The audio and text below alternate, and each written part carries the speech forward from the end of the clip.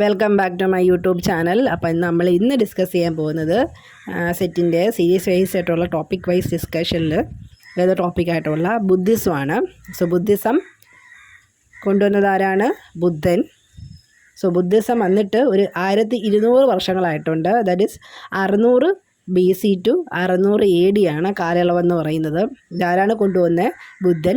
ബുദ്ധൻ്റെ മറ്റ് പേരുകളായിട്ടുള്ള ഗൗതമ ബുദ്ധ, സിദ്ധാർത്ഥ ഗൗതമ അല്ലെങ്കിൽ ബുദ്ധൻ, നമ്മളിപ്പോൾ ബുദ്ധൻ എന്ന് വിളിക്കും. ബുദ്ധൻ എവിടെയാണ് ജനിച്ചതെന്ന് പറഞ്ഞാൽ ലുംഗിരിയിൽ കപിലവസ്തുവിലാണ് ജനിച്ചത്. ഭാര്യയുടെ പേര് യശോദ, മകൻ രാഹുല.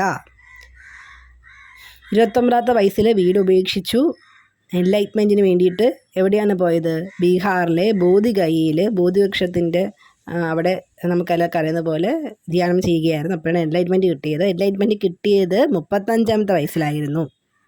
അതൊക്കെയാണ് ബേസിക് കാര്യങ്ങളെന്ന് പറയുന്നത്. നമുക്ക് നേരെ ബുദ്ധിസത്തിൻ്റെ മെയിൻ കണ്ടക്റ്റിലോട്ട് പോവാം. ബുദ്ധിസത്തിൻ്റെ ലാംഗ്വേജ് എന്ന് പറയുന്നത് പാലി. റിലീജിയസ് ടെക്സ്റ്റാണ് ത്രിപീഡിക. ഇവിടെ ഗുരുവിനെ വിളിക്കുന്ന പേര് ഭിക്ഷു എന്ന്.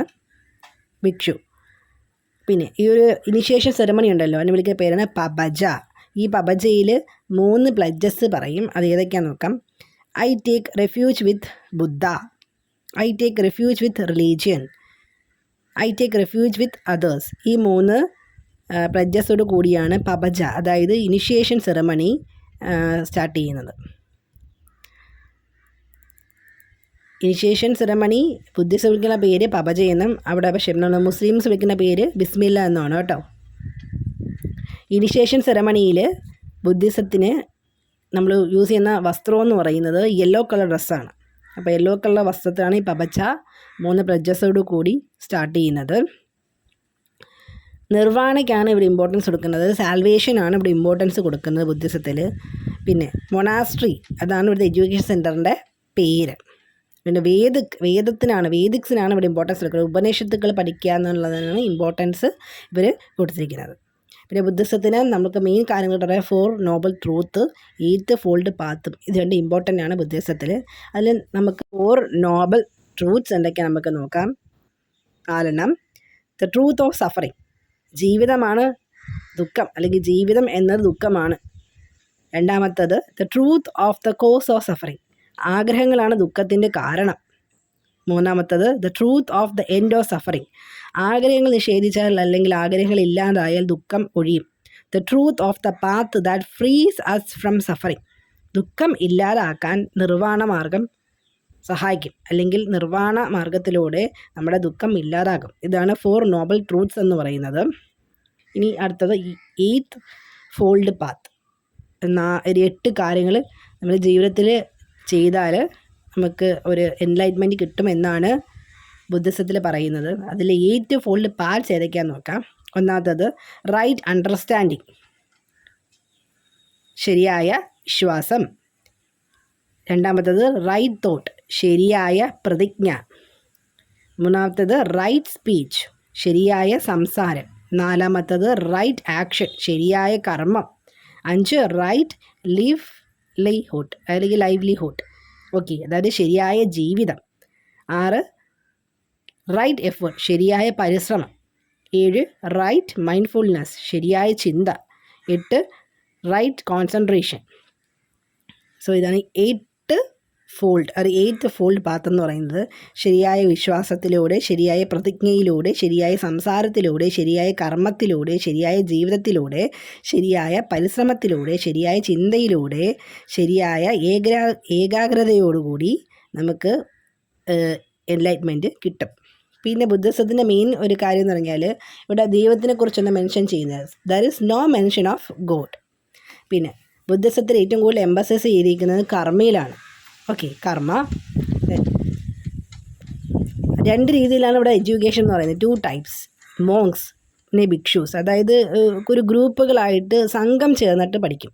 പിന്നെ അല്ലാതെ വർക്ക്ഷിപ്പ്, അതായത് ഉപസംഘം എന്ന് പറയുന്ന ഒരു കുറച്ച് ഗ്രൂപ്പ്സായിട്ട് അതിന് ആരാധനയോടുകൂടി പഠിക്കുന്നു.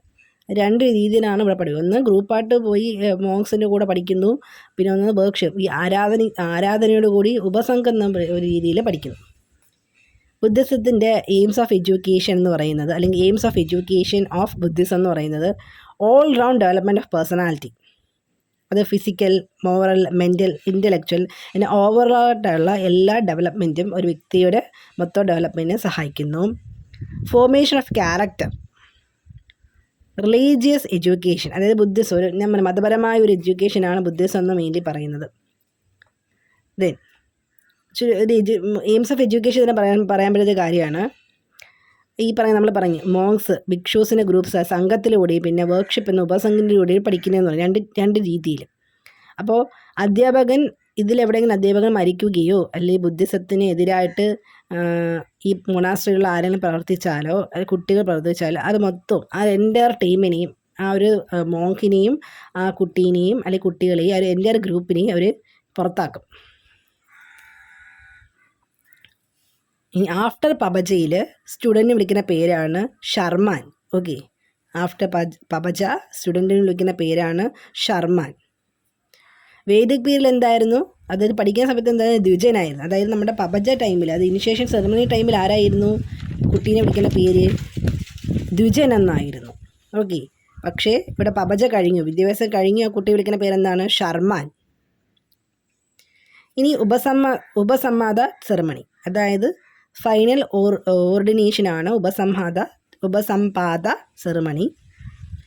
This perform to all the age of 20 after completion of 12 years of pabbajja. അതായത് പബജ കഴിഞ്ഞ് 12 വർഷത്തിന് ശേഷമാണ് ഉപസംപാദ സെറമണി നടത്തുന്നത്.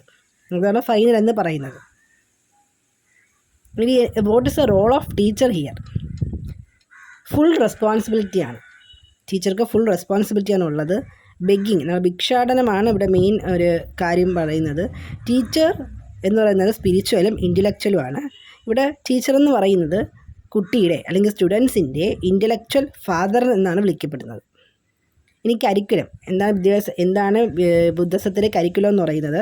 അൾട്ടിമേറ്റ് എയിം എന്ന് പറയുന്നത് സാൽവേഷൻ. നേരത്തെ പറയുന്ന ബുദ്ധിസത്തിൻ്റെ ഏറ്റവും വലിയ അൾട്ടിമേറ്റ് എയിം എന്ന് പറയുന്നത് എൻലൈറ്റ്മെൻറ്റും സാൽവേഷനുമാണ്.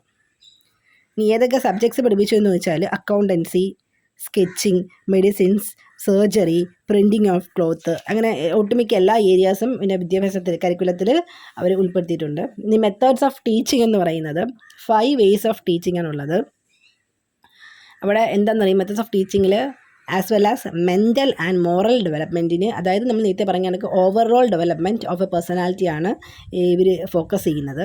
ഇതിൽ 5 മെത്തേഡ്സ് എന്ന് പറയുന്നത്, ഒന്നാമത്തെ വേർബൽ കമ്മ്യൂണിക്കേഷൻ, രണ്ടാമത്തെ ഡിസ്കഷൻ, അതായത് നമ്മൾ ഡിബേറ്റ് ഒക്കെ നടത്തി ക്രിട്ടിക്കൽ തിങ്കിങ്, അങ്ങനെ ഡിബേറ്റ് നടത്തുമ്പോൾ ആ പോയിൻറ്റ്സ് ഇപ്പുറം ഷെയർ ചെയ്ത് ഇപ്പോഴത്തെ പോയിൻറ്റ്സ് അപ്പുറം ഷെയർ ചെയ്ത് അങ്ങനെ ഒരു ക്രിട്ടിക്കൽ തിങ്കിങ് വഴിയിട്ടാണ് ഒരു method, that is in discussion method.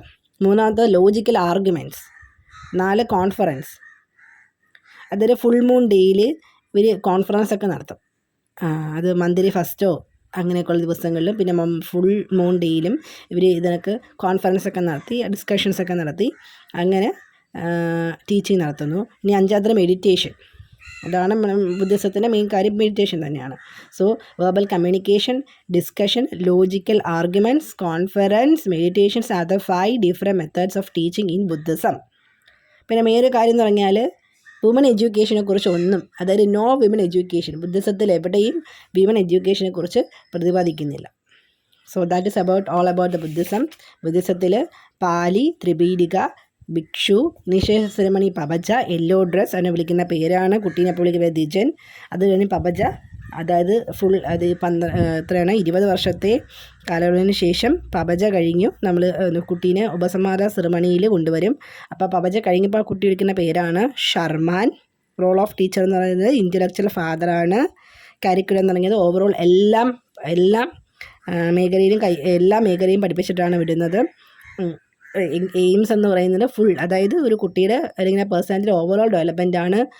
മോറലും ഇൻ്റലക്ച്വലും മെൻ്റലും ഫിസിക്കലായിട്ടുള്ള overall ഡെവലപ്മെൻറ്റിനാണ് focus ചെയ്യുന്നത്. അതിൽ 5 ടൈപ്സ് അല്ലെങ്കിൽ 5 മെത്തേഡ്സുകൾ പഠിപ്പിക്കുന്നത്. പിന്നെ വിമൻ എഡ്യൂക്കേഷനെ കുറിച്ച് ഒന്നും പ്രതിപാദിക്കുന്നില്ല. That is all about Buddhism.